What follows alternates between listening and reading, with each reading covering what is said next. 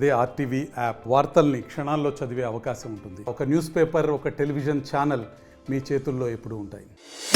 హిందూ సంప్రదాయం ప్రకారం ప్రతి పండగకి ఓ ప్రసాదం ఉంటుంది.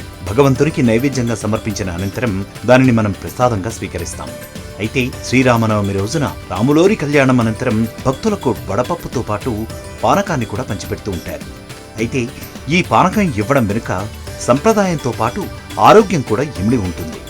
రాముడి పెళ్లి కాగానే పానకాన్ని ఎందుకు ఇస్తారు, అందులో ప్రత్యేకత ఏంటో, ఆ పానకం ప్రయోజనాలేంటో ఇప్పుడు చూద్దాం.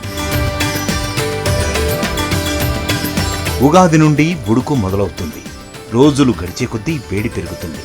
అందుకే శ్రీరామనవమికి తాటాకు పందిళ్లు వేస్తారు.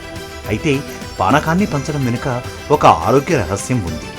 పానకం తాగడం వల్ల శరీరానికి చలువ చేస్తుంది.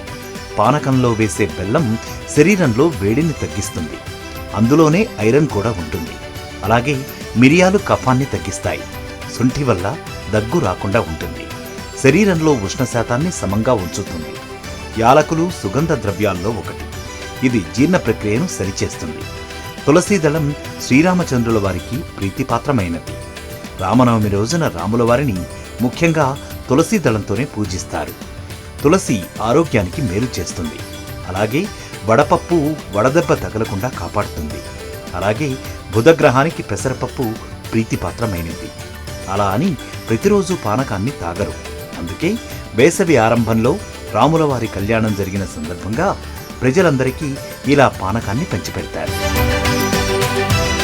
మరిన్ని వీడియోస్ కోసం ఛానల్ ని సబ్స్క్రైబ్ చేయండి. లేటెస్ట్ అప్డేట్స్ కోసం వాట్సాప్ ఛానల్ ని ఫాలో చేయండి. అండ్ లింక్ డిస్క్రిప్షన్ లో ఉంది.